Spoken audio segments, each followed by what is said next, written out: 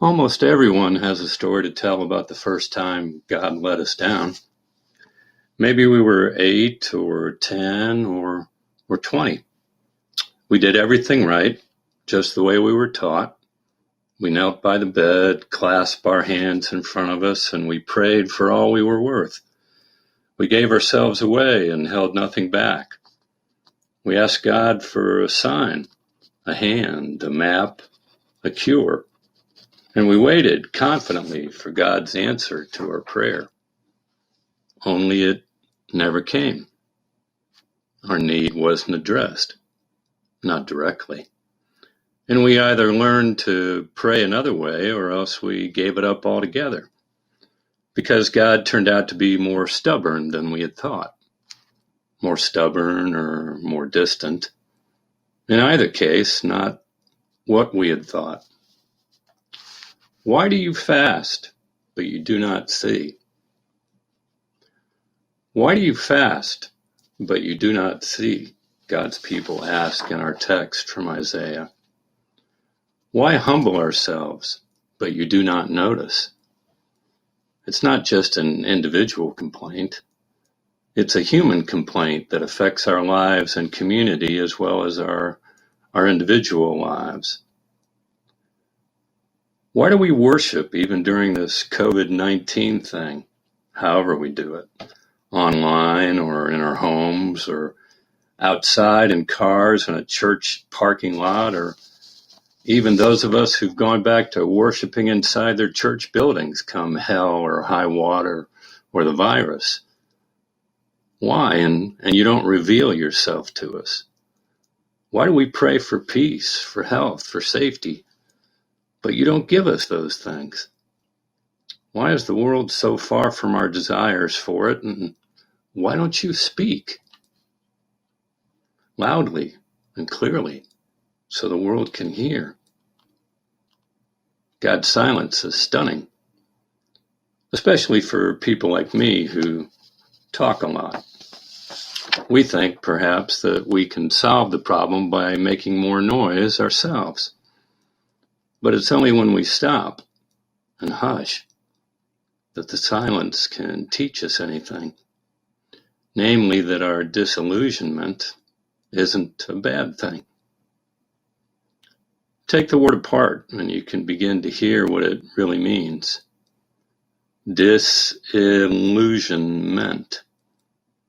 The loss of illusion.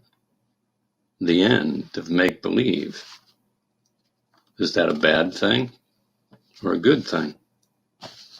To learn that God's presence is not something we can demand, that God's job is not to reward our devotion, that God's agenda may be quite different from our own. Is that a bad thing or a good thing to know? Announce to my people their rebellion, God says to Isaiah, to the house of Jacob their sins. Yet day after day they seek me and delight to know my ways, as if they were a nation that practiced righteousness and did not forsake the ordinance of their God. That's how God answered the chosen people when they wanted to know where God had gone. It's one of those answers that almost makes me wish for the silence again. It is not I who have forsaken you, God says, but you who have forsaken me. If you cannot hear me, it is because you have strayed from my voice. It is not I who am ignoring you, but you who are ignoring me. The big disillusionment for the chosen people was that God was not where they thought. They thought God was supposed to be with them when they prayed and fasted and studied their Bible. They thought nothing pleased God more than to find them on their knees, dressed in sackcloth and covered with ashes. But they were wrong. God was not at their prayer desks with them. God was out in the streets, warming God's hands over a can of burning garbage with a bunch of homeless folks, delivering sacks of groceries down at the local food bank, handing out blankets to those who slept shivering in the bushes. God wasn't parked in their churches, waiting for one of them to stop by for a talk. Is not this the fast that I choose, God said? To loose the bonds of injustice, to undo the thongs of the yoke, to let the oppressed go free, to break every yoke. The big disillusionment for the chosen people was that they could not serve God without serving their neighbors. Their relationship to God was not separable from their relationship to others, especially the most vulnerable, the least of them. They had hoped to keep their faith a private matter between them and their God, but it turned out to be an illusion. It is a great mistake to suppose that God is chiefly interested in religion, wrote an archbishop of the last century, and Isaiah seems to agree. God is not interested in religion. God is interested in human beings, and particularly in the demolition of illusions. Illusions like thinking or acting like we can hold ourselves apart from one another, that we are not related to one another. Illusions that some folks are destined or chosen to be winners, while others are meant and left to be losers. Illusions that there is nothing to be done about it except to build some walls, dominate with violence and oppression disguised as law and order, all in the name of ensuring that those who have the power, wealth, and advantages continue to hold on to those things, but don't address any of that because talking about it, protesting about it, doing something about it, changing it might not be what some people want. The kind of fast God talks about in Isaiah has a lot to do with truth-telling. And truth-telling is usually painful as well as profound. Truth-telling costs time, effort, and energy. I'm a graduate of the University of North Carolina. I love the university. I met my wife there. We brought our children back here to raise them around the university and the community and the people here because we always believed it had something profound to offer them and us and others. We still do, but it's important for our children and for us to know the truth. When the General Assembly chartered the University of North Carolina in 1789, it made no direct appropriation to support it.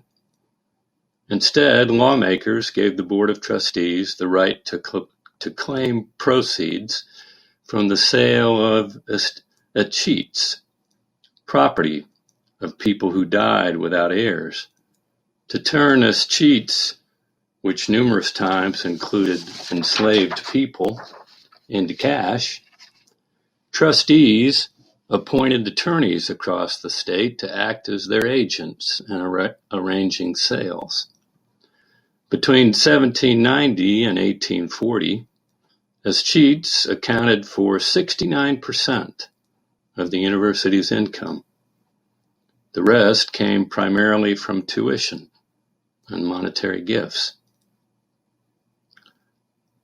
In 1838, one example I read about, a woman named Dorothy Mitchell recorded that she had the following possessions: 1 bed and furniture, 2 Dutch ovens, 27 pounds of lard, 4 chickens, and 6 Negroes by the names of Anthony, Nelson, Jack, Betsy, Louis, and Tom. When Mitchell died that year, the enslaved people in her possession escheated to the university. Family petitioners challenged the claim. Bartholomew Moore, an attorney who graduated from Carolina, closed the case by selling all 6 people and netting the university over $3,600, the equivalent today of $107,000. In 1839, an older enslaved man who was later emancipated purchased his daughter and a grandchild, and they lived in his house as slaves until his death. New Bern attorney Matthias Manley, another Carolina graduate, wrote to his brother Charles, the university's treasurer, and asked about the daughter and the grandchild who he believed should be escheated to the university. The reply: take possession, sell for cash. No record of the sale survives, and no one knows whatever happened to the woman and her child. In 1841, through escheats, the university came into possession of a number of enslaved people, including, as the record describes, a decrepit and infirm old man who was unlikely to attract a buyer. What was the university to do with him? Another Carolina alum, New Bern attorney James Bryan, wrote to the university treasurer for advice. They decided on a familiar sales trick: lump the older man with a younger enslaved man and sell the 2 of them together. The fate of the older man has never been discovered.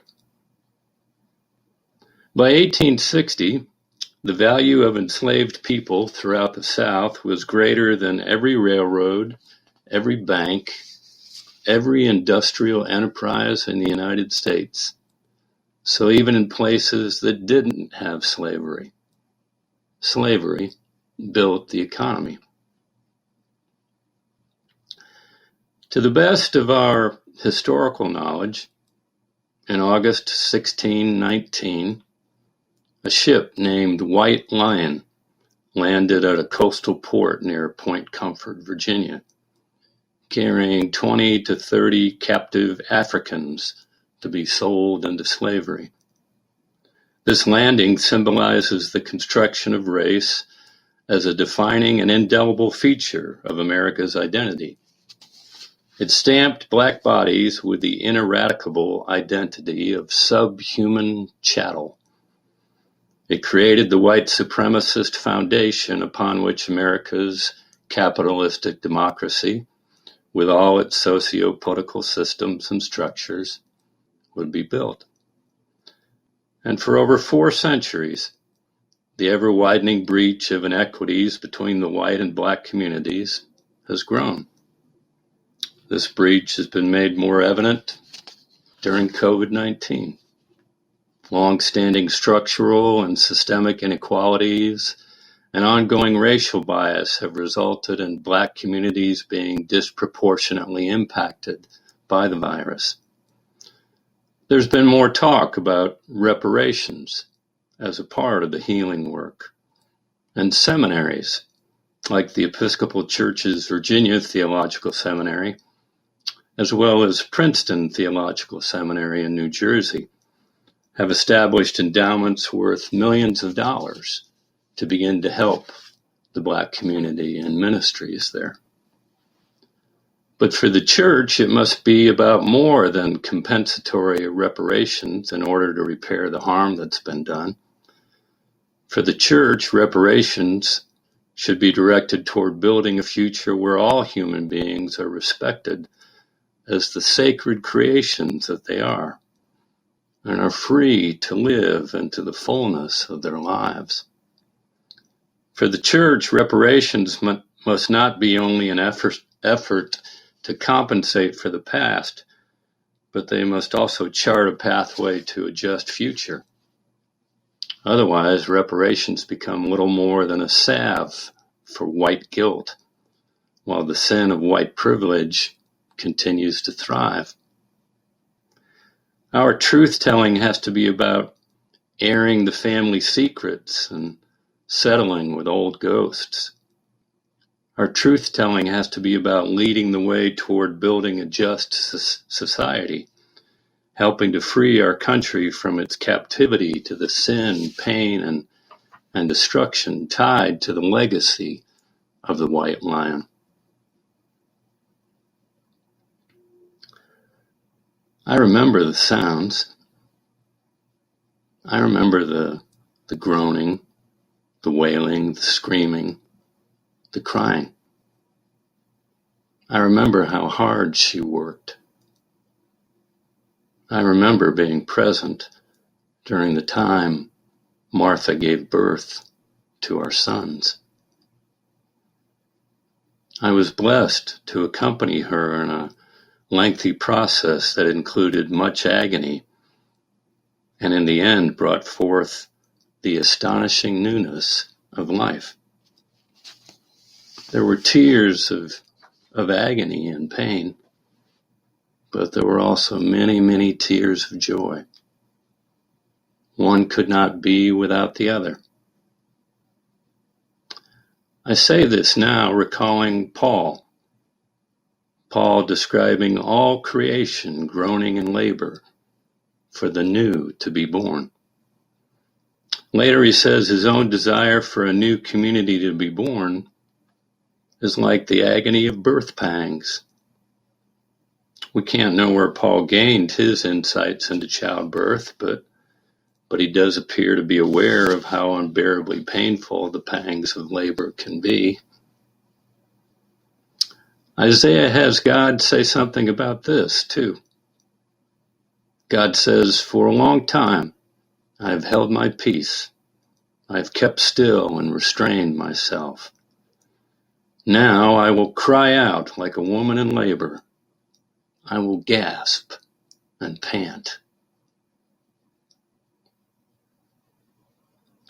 All creation is still groaning.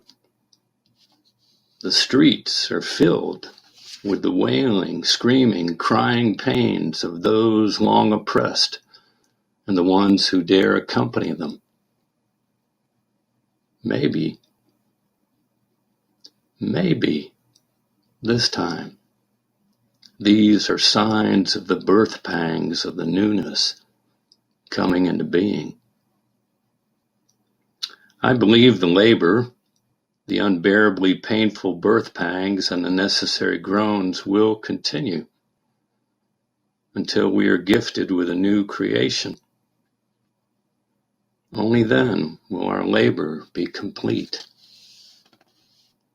The truth-telling has a long way to go. But by telling the truth and by knowing the truth, Christ tells us we can be set free. God has given us the way to do this work, a way as old as Isaiah and as up to date as the evening news. Even in the midst of a pandemic, we can do it. We can surrender our illusions of being separate, our illusions about the need for power and control. We can figure out how to untie the knots of injustice and the yokes of oppression. We can pool our resources so all of us can live and work with freedom, respect, love, and hope. We can learn to claim our own kin, asking them what their names are, listening to them, and refusing to hide from them anymore. Then your light shall break forth like the dawn, says God, and your healing shall spring up quickly. Then you shall call, and the Lord will answer. You shall cry for help, and he will say, "Here I am." If God is silent, it may be because we are not speaking the truth as much as we need to be, and because we aren't speaking God's language yet. but there's still time. God has taught us how to break the silence, and has even given us the words. Here I am. They are the words we long to hear, but they are also the words God longs to hear, the words that God longs for us to speak, to stand with a sister or a brother and say, here I am. Forgive me for not being there. Tell me your story. Tell me the truth, even though it will be painful and hard to hear. You need to tell it. I need to hear it. And then we can take our steps toward change and justice. Those of us who decide to try this should listen real hard when we finish saying those words, because there is likely to be an echo in the air, not silence anymore, but the very voice of God saying, yes, hello, welcome home, my children. Here I am. Here I am. Thanks be to God. Amen.